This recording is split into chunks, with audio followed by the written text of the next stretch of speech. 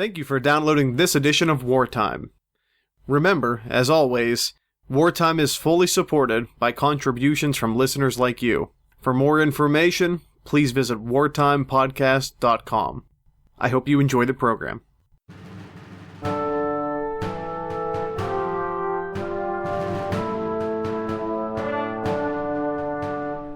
In the aftermath of the brutal and terrible calamity that was Pontiac's rebellion, the rugged and undisciplined communities of the American frontier rose up.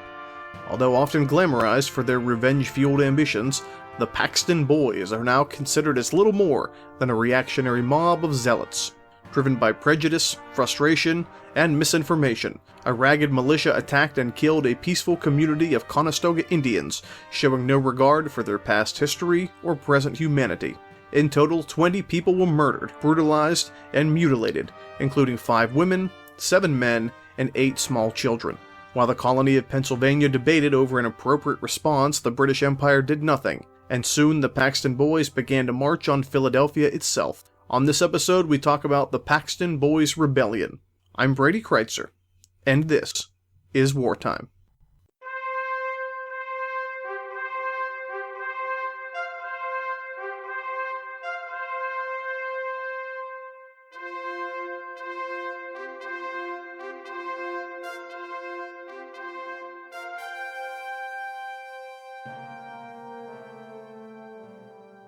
Hello, ladies and gentlemen, and welcome to another edition of Wartime. I'm your host, Brady Kreitzer. In Season 3 of the series, we're discussing the American Revolutionary Era, the people, places, and events that defined it, and the political ideologies that gave rise to the world's first truly modern republic. As always, remember, history is best when it's shared, and you can follow me on Twitter, at Brady Kreitzer. Keep up with news, events, and appearances at my author's website, BradyKreitzer.com, and of course your home for everything wartime on the web, wartimepodcast.com. We've been beginning our series of the American Revolutionary Era not in the typical place, not on the eastern seaboard, not in Boston, not in New York, not in Philadelphia, not in Charleston, but in a place I consider to be equally important to understanding and unraveling the real complexity of the American Revolution, the American frontier. This will not be our last episode of the feature on the area, but it'll be the last one for a while, because the story, like the entire Revolutionary period, is very big, and much, much greater than just the year 1776. In our last 2 episodes, we've been really discussing the importance of the year 1763 in the revolutionary context, not only because it's the end of the Great War for Empire, the 7 Years' War, but because in many, many, many ways, it's the beginning, or what is considered to be a beginning, of the American Revolutionary period. Remember, something as drastic and radical and quite literally world-changing as the American Revolution doesn't happen overnight. It doesn't happen in 1 year. It's a long building process, in my opinion, that can trace its origins back to the decade before, the 1770s, which we usually agree is the real heart of the conflict. So let's review a bit to begin, talk about why we're focusing on the frontier for these first 3 episodes, and what that can reveal about the revolution further. We began our discussion of 1763 from the British viewpoint, as one that is an age of great triumph. The French are defeated, the British Empire reigns supreme. Whatever the future of North America looks like, it is a British future. The British worldview has won out. But then we moved into a discussion of the real, more practical concerns of not just paying for a war and fighting a war, but I think more importantly for the revolutionary period, how you handle the aftermath of the war. That is, we can say the British will win the war, but they will lose the peace. The British Empire is larger than it's ever been before. The British have stripped major pieces of French territory away from their enemy, all of Canada, which the British now call colonially Quebec, all of Florida, taken from the French ally of Spain, which, in order to govern it more effectively, the British have divided into 2 separate colonies, East Florida and West Florida. We'll talk about that in the future. They've taken away Grenada as an island, a Caribbean island, a massive, massive moneymaker for the British Empire. But the issue they're faced with now is how you govern it. How do you deal with it? And again, as we mentioned, their rules are not necessarily as flexible as the situation probably required. The British had a one-size-fits-all policy for empire, and it was one that didn't work before 1763, and it's one that absolutely will not work after. Now, the biggest problems of the 7 Years' War is how you pay for the war. We know today in the Western context, in the United States, we've been at war, or at least acting militarily in some way, for much of the last 15 years. Wars are expensive. That's as true today as it is in 1763.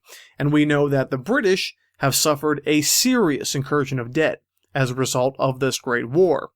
The way they want to pay for that war is by doing it in two ways.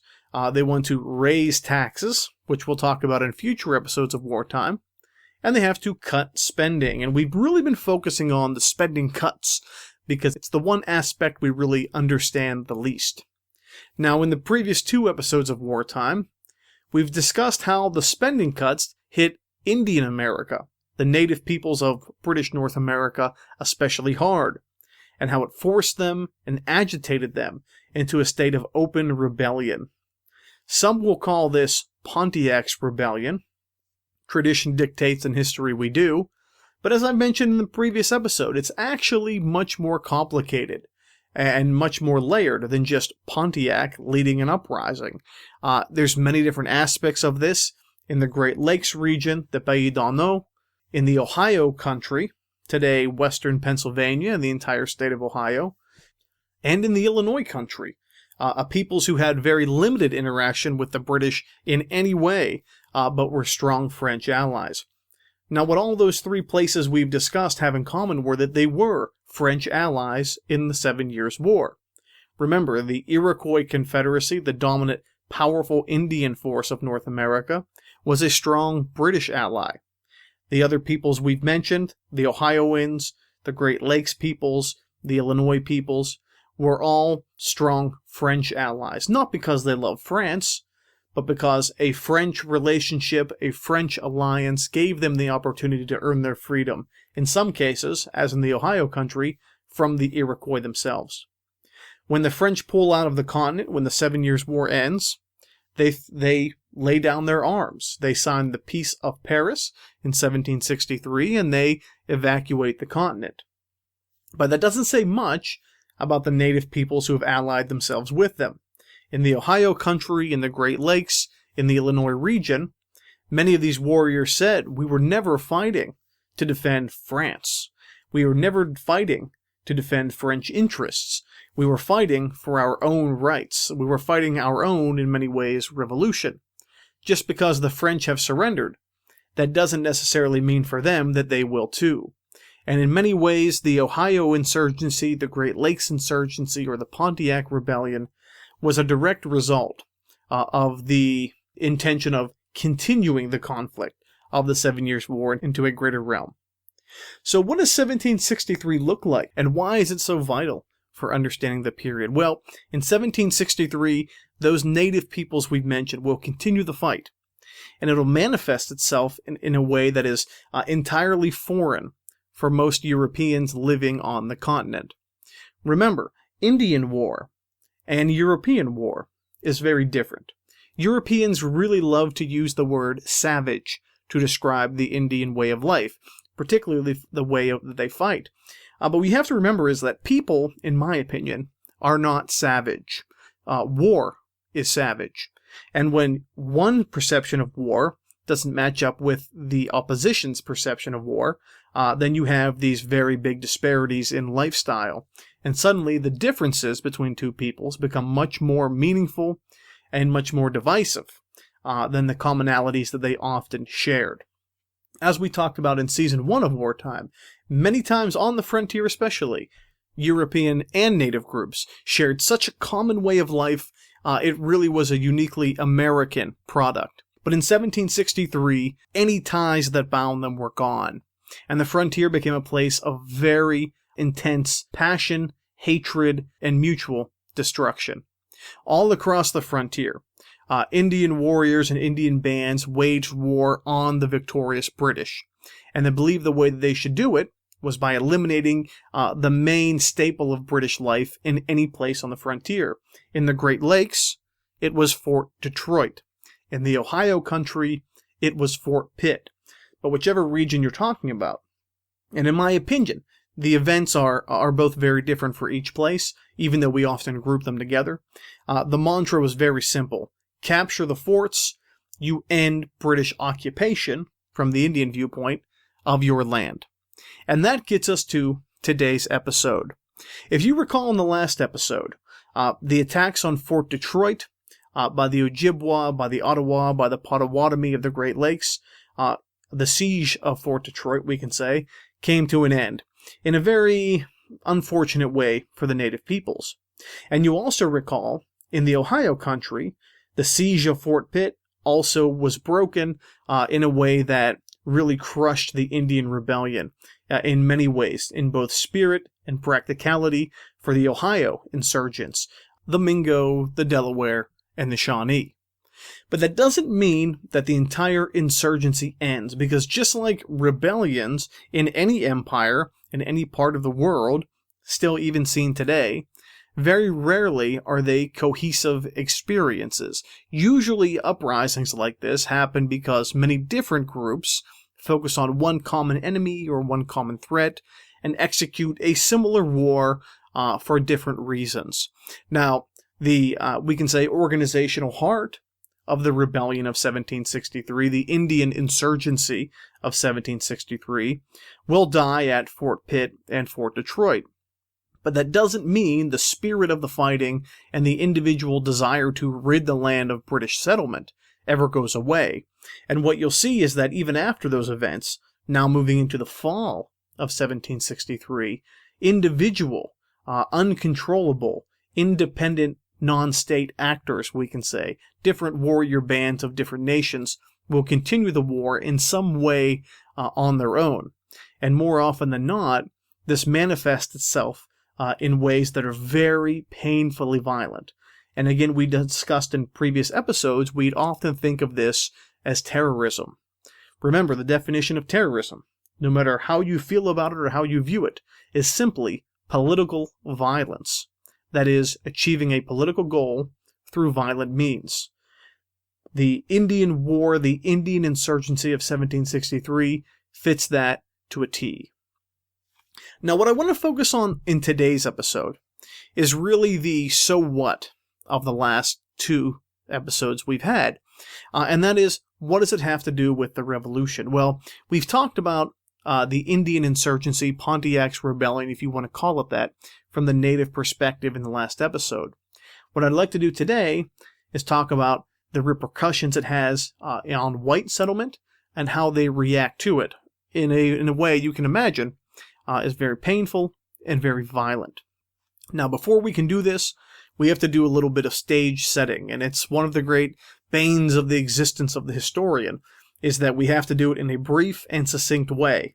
I've intentionally given myself about a 45-minute limit for each episode, because I could talk forever, as you could, I'm sure, because the period is so fascinating, but we'll try and be brief.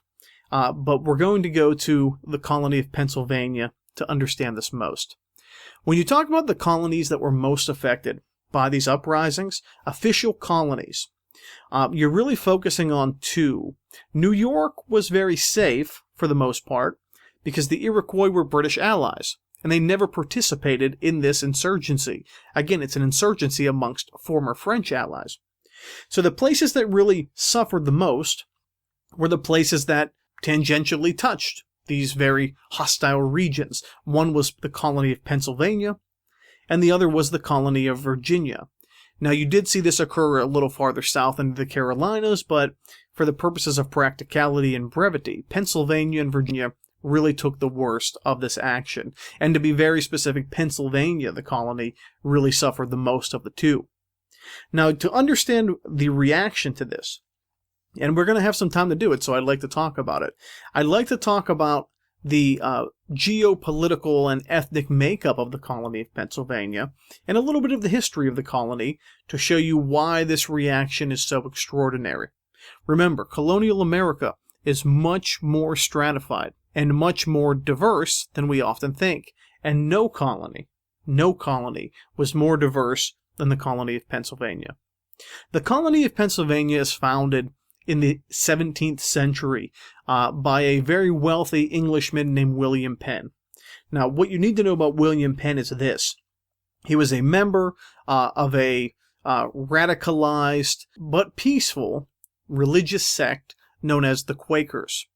And the entire basis of the Quaker faith in the 17th century was the notion of the inner light, that is, all living people, whether they be white, whether they be black, whether they be Indian, whether they be Asian, whatever the British world would have seen in the 17th century, or defined the world as, better said, in the 17th century. They all held this spark of God within them, whether they realized it as Christians or not.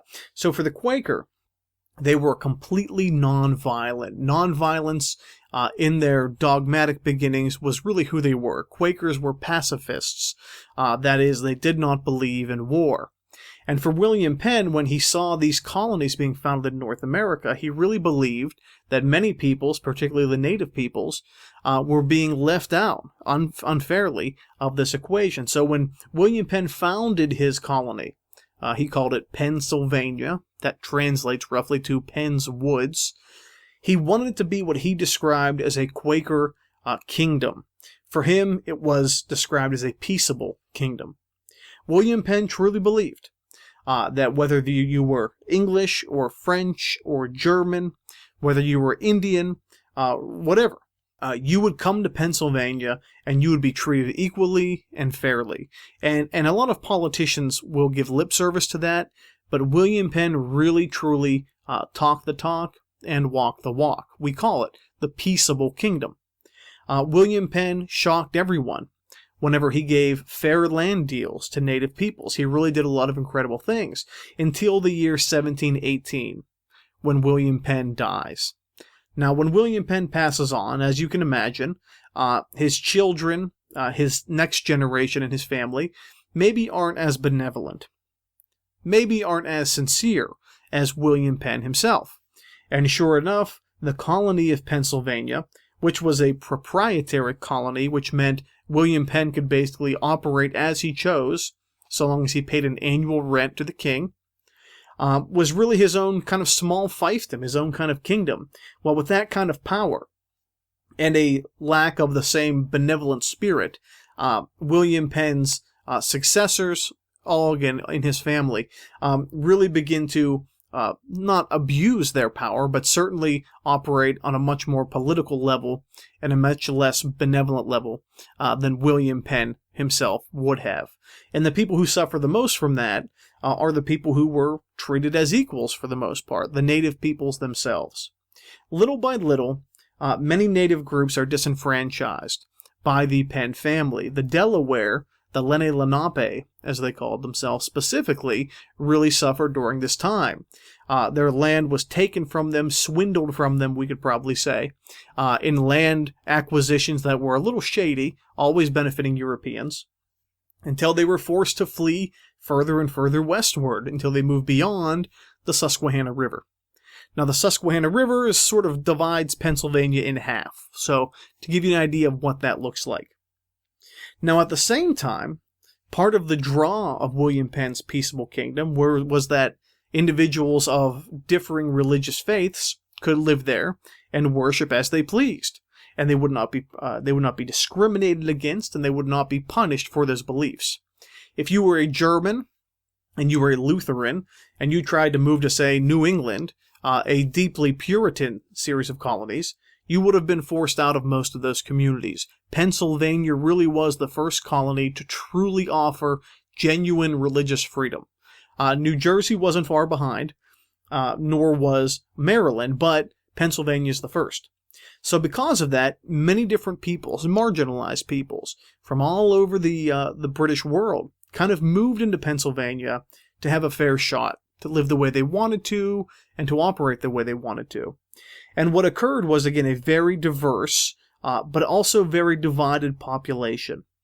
As we see in most immigrant communities, Many of these people, if they speak a different language other than the language of the day, other than English in this time, will live in their own small communities. The Germans really isolated themselves out, but they were allowed to live there as they wish. Another group that will move in, and this is very important for this discussion, had a long history of subjugation in Europe, and likewise came to Pennsylvania to worship as they pleased, but more importantly to be left alone. And we call them the Scots-Irish. You might have heard that term before. Some people say Scotch-Irish, some say Scots-Irish. In the basic traditional academic sense, we would say Scots with an S, but we're splitting hairs at that point. But one of the things about the Scots-Irish were, some of them called them Ulster Scots, were that they lived in Ulster County in Ireland. And if you know anything about the geography of Ireland throughout history, Ireland's been a very divided place between Catholics in the south and Protestants in the north. The Scots-Irish were basically moved from the British Isles into Ireland for the purpose of being a buffer people centuries before they came to America, to separate the Catholics and the Protestants and really take most of the abuse from each side. Again, they were marginalized buffer people. So they were never really treated as full citizens in the traditional sense. And when they came to Pennsylvania, what had occurred was they came with a well-deserved, I would say, chip on their shoulder. They didn't want to come to Pennsylvania and live amongst other peoples and mix with them. They wanted to live as they pleased without the same old common narrative they've seen before, being abused and being dragged down. So when the Scots-Irish came to Pennsylvania, what they did was moved into the west. Not as far west as the Ohio country, across the Allegheny Mountains, but really on that fringe of those mountains, because it was a land that was sort of mountainous, sort of empty, sort of unclaimed. It was away from the heart of the colony, Philadelphia, and the Quakers. Again, they didn't really care for the Quakers. They weren't there interested in being religiously homogenous. They wanted to be left alone. And they settled on this land. Now, this led to a very big problem. Because the Scots-Irish quickly, by, say, 1740, 1750, developed a reputation in Pennsylvania as being troublemakers. They operated outside of the authority of the colony. They didn't play by the rules. They didn't pay their taxes, these kind of things. A lot of it was bias. A lot of it was prejudice. A lot of it was stereotyping. But there was a very real divide between the fiercely Presbyterian Scots-Irish of the frontier and the more traditional English Quakers of the east of Philadelphia. Now, as you can imagine, in 1763, when this outburst of Indian violence occurs, who's going to take most of the damage? Well, based on the demographics and where individuals live, it was those Ulster Scots, the Scots-Irish, who lived on the edge of the frontier. And even though they moved there simply to be out of the reach of Quaker authority in Pennsylvania, what they soon found was that they were basically serving the same purpose they had served in the British Isles for centuries. They were a buffer zone between two hostile groups. Well, they didn't take kindly to that. They didn't like that.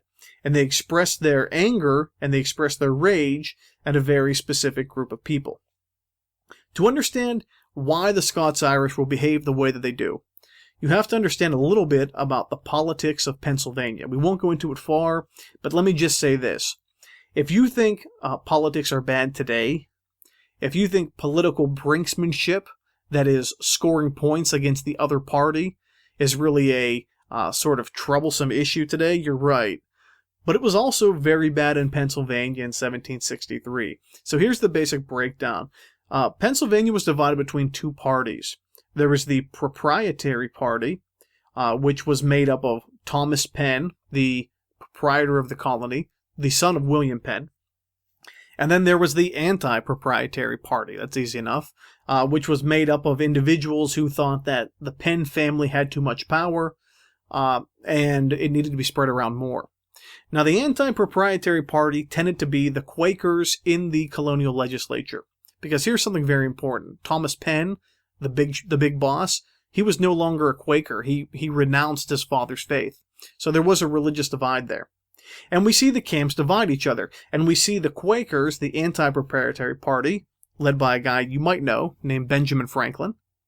And we see Thomas Penn, really at the head of this proprietary party, starting to fight. And they're starting to, rather than solve political issues of the colony, just try and score points against each other in really juvenile, immature ways, which again, we still have today. Brinksmanship in politics is nothing new. Now, Thomas Penn was no dummy. He knew that, as we could say, as a conservative member of the colonial world, he'd need support, because you really can't win any popular elections or popular support by saying, I'm rich and you're not, and you should vote for me. You need to row up the hoi polloi, to quote one of my favorite movies, Mr. Smith Goes to Washington. And the hoi polloi for Thomas Penn were the Scots-Irish. Because one of the things Thomas Penn believed in, at least what he expressed openly, was that we need as a colony to raise money to defend the frontier, to stop these Indian attacks. And of course, for the Scots-Irish, he was singing their tune. That's what they believed in. But remember, the Quakers, at a religious level, and they controlled the legislature, were pacifists. They said, we don't believe in military action. We don't believe in raising armies. And that was basically how the debate broke down in 1763. The long and short of it is this. The people of the frontier, the Scots-Irish, are demanding protection. The people in the legislature, who actually have the money to raise money and protect them, are really dragging their feet, because they don't want to give either side a political victory. That's how it basically breaks down. Now, when you go further into it, you see pacifism, religious pacifism, especially amongst the Quakers, wasn't as much of a realistic concern as simply hurting the other side was. But regardless of what you want to say, the result was utter chaos on the frontier, because the Scots-Irish decided they would take matters into their own hands when the colony would not protect them. Now, when you look at how the frontier operates, one of the things you see is that there is a typical sense of lawlessness in most places. That is, the authority of the government on the frontier is very limited, because most of the people who move there move to escape authority anyway. And the real heart of the frontier for these Scots-Irish was not the governmental building, or not the vote, or not the legislature, but it really operated on a congregational level. These people, again, were fiercely Presbyterian, something that cost them their lives when they were back in Europe. And because of that, they're very insular, they're very inward-looking, they're very suspicious of the outside world. So more often than not, the most politically powerful person amongst these communities were the Presbyterian ministers themselves. And whenever a major political discussion or event would occur, it often occurred, as I said, on a congregational basis. Well, in 1763, in the fall of 1763, the Scots-Irish decided, and of course I use that term generically, that enough was enough. They were being attacked by Indian bands. If the colony of Pennsylvania wouldn't protect them, they'd do it themselves. And the man who really spurred this on was a reverend named John Elder.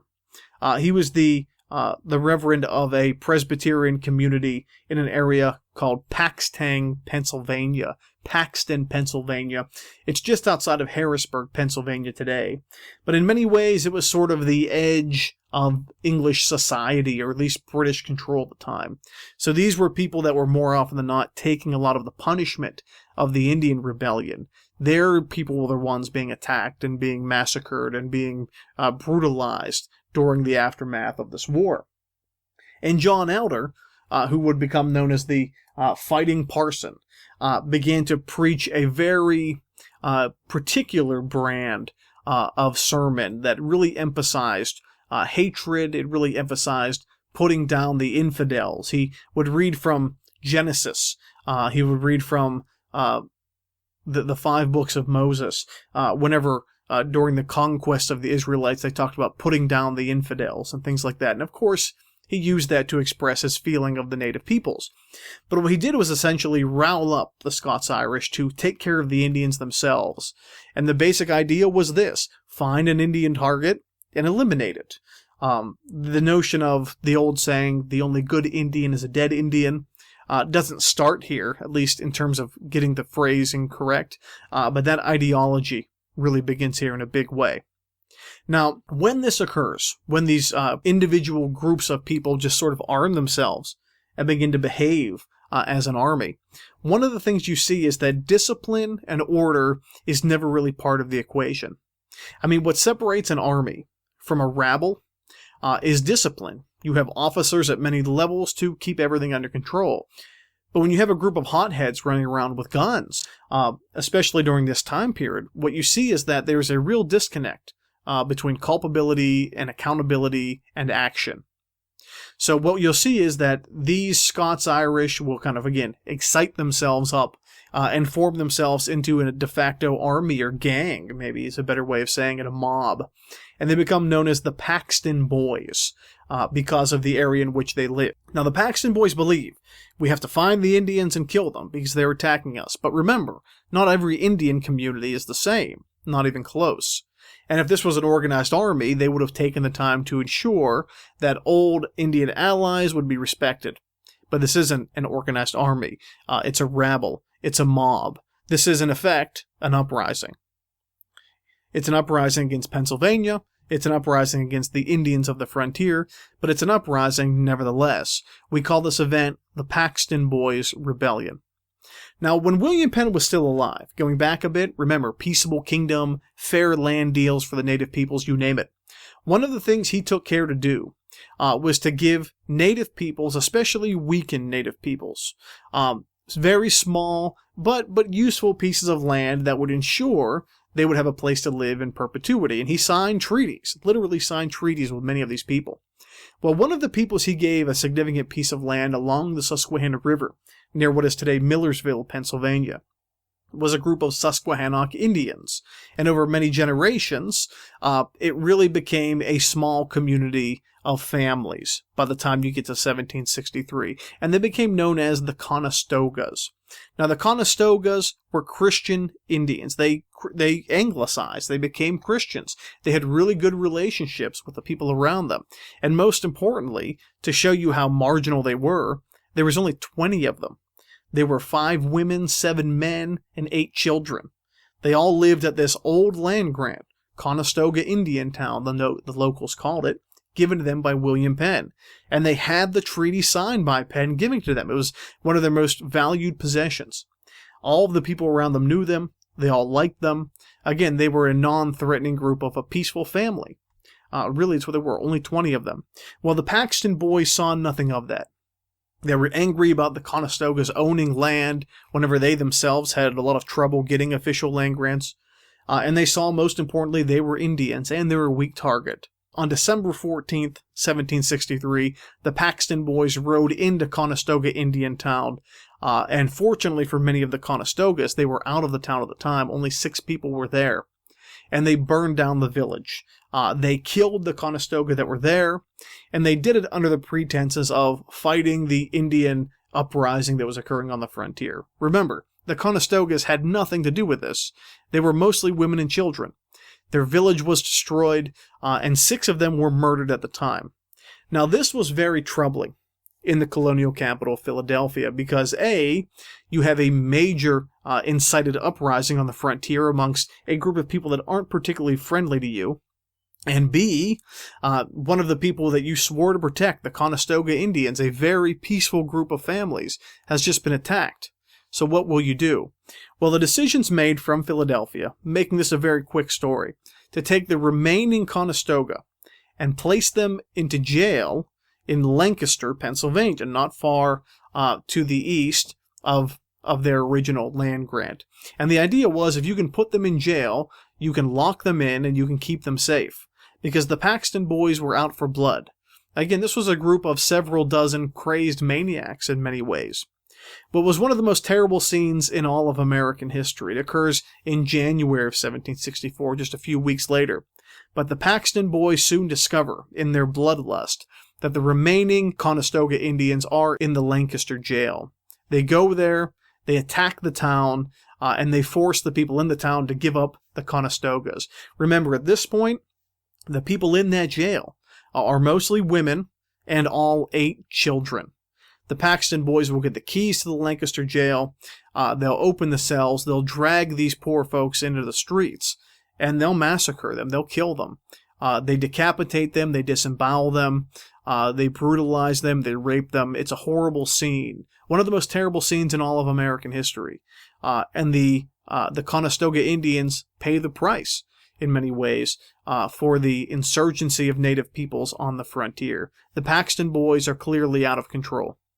Now, you can view this in a few different ways. Again, when we talk about something like an Indian attack on a white settlement, we always use the term massacre. And that's something that we'll talk about a little later in the season. But massacre was a very propagandized word used to really kind of paint the native person as a savage. When white people attacked Indians, it was never a massacre. We use that word exclusively for Indian attacks in the colonial world, when again, it's all just one person killing another. It's all politics. But the Paxton Boys begin what we call the Paxton Boys Rebellion or the Paxton Boys Revolt. The fact that they brutalized and murdered these poor people was never called a massacre. But in my opinion, it was one of the most savage things that ever happened on the frontier. Stepping back from the emotional aspect of it, when we see what's going on the frontier amongst the insurgent Ohioans, and we have the Scots-Irish retaliation, what we see is that the peaceable kingdom, the colony of Pennsylvania, is really falling under the really terrible situation of dual ethnic cleansing.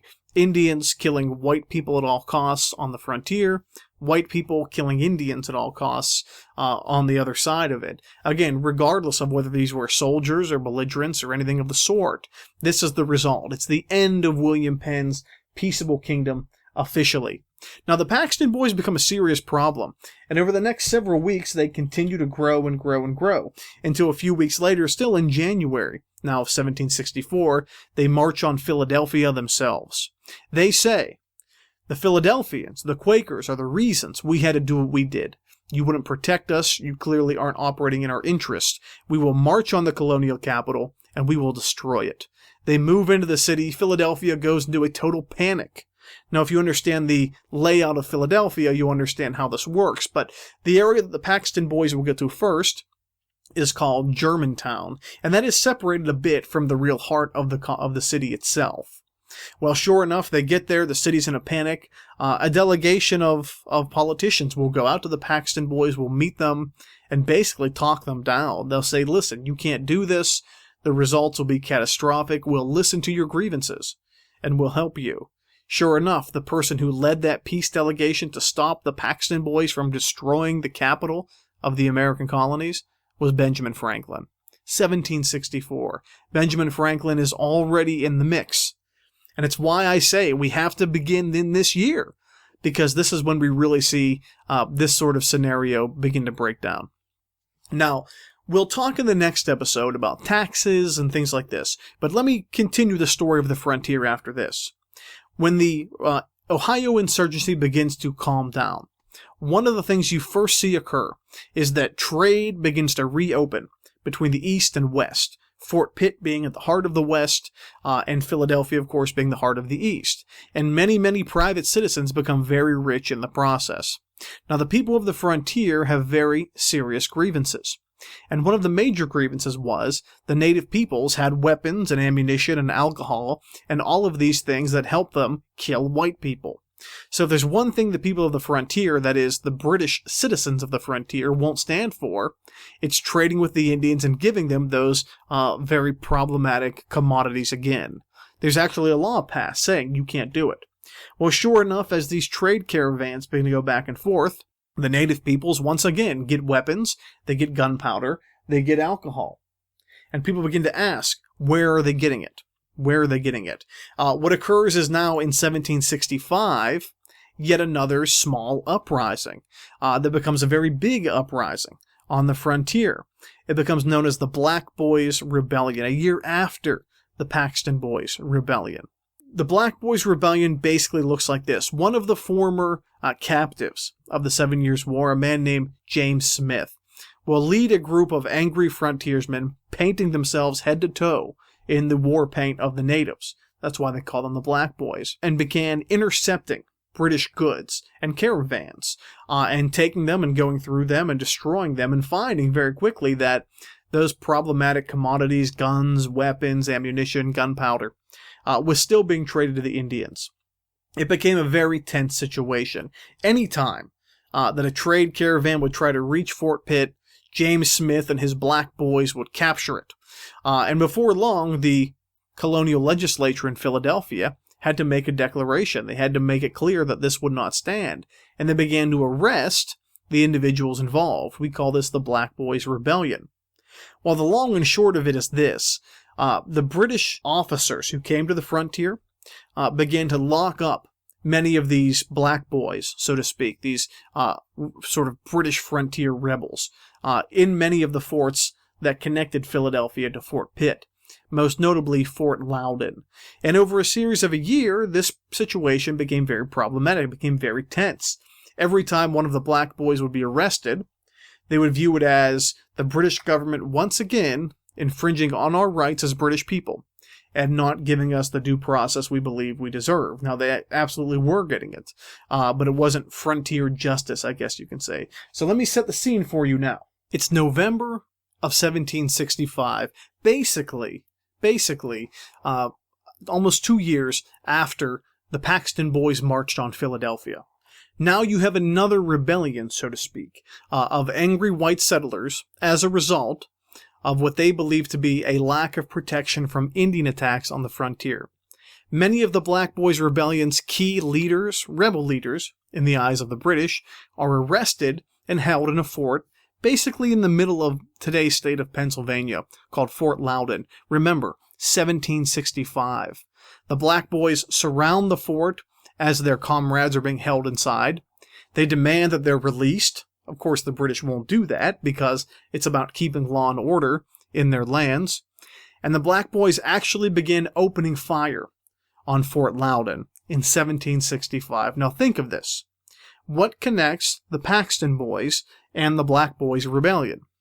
It's that they believe they're not being served the way that they should, and rather than venting their anger and frustration on the native peoples attacking them, they begin to redirect their anger on imperial authority. They're not angry at the natives completely, but they're placing the blame almost entirely on the British themselves. 1765, they actually open fire on a British military fort, an official fort of the British Empire, the Black Boys Rebellion. This is, by all accounts, the first time that angry American colonists open fire on a British military force. 1765, the Black Boys Rebellion. This is a full 10 years, a full decade, before the shot heard around the world at Lexington Green in Massachusetts. We have British forces under fire, by most accounts, for several hours. The report from a witness said, quote, thousands of shots were fired. That's probably disputable. In the wilderness of the frontier in 1765, all stemming from this notion of not being protected from Indian attack. So, what is this episode all about? The Paxton Boys Revolt and the Black Boys Rebellion. It's this. The end of the 7 Years' War caused, by most accounts, Pontiac's rebellion, the Ohio insurgency, the massive Indian insurgency of 1763. And the people who took most of the punishment, these sort of disparate British settlers on the frontier, believed that their rights as Englishmen were not being protected and the Empire's side of the bargain wasn't being upheld. They blamed their struggles, and they were many, on the British Empire. As I mentioned earlier, in the beginning of the season, the American Revolution is a two-sided coin. Yes, there's taxes. Taxes are an issue. We're going to talk about it for the entire next episode. But for the people of the frontier, taxes affected them in very little ways. Not enough to raise their rifles against the empire they defended so valiantly during the 7 Years' War. What drove them to rebellion, what drove them to anger, and already in 1765 we're seeing shots fired at a British fort, was that fear of Indian attack, that idea that if I am British, shouldn't I be protected like a British citizen deserves to be? That anger, that anxiety was real.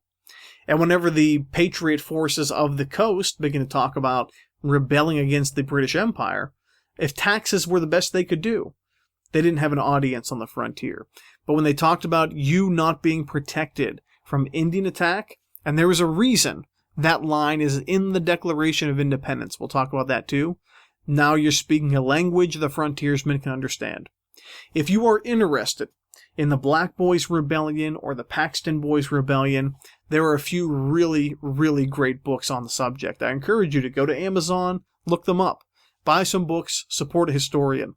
But these are critical elements, not leading directly to the American Revolution like Lexington and Concord did, of course, open combat. But if you understand the American Revolution as an event that built over time, that was many decades long, you'll see very quickly it's a much more complicated story than we think. Now, you all have heard about the story about taxes. We're going to talk about it next. But as for now, don't forget the importance of not only raising taxes, but spending cuts on the frontier. We've already seen an Indian rebellion and a white frontier rebellion. The question is, where do we go next? On the next episode, we'll talk about the Sugar Act, the Stamp Act, and the mythology of taxation that led to the American Revolution. Thank you for joining us. I'm Brady Kreitzer, and this is Wartime.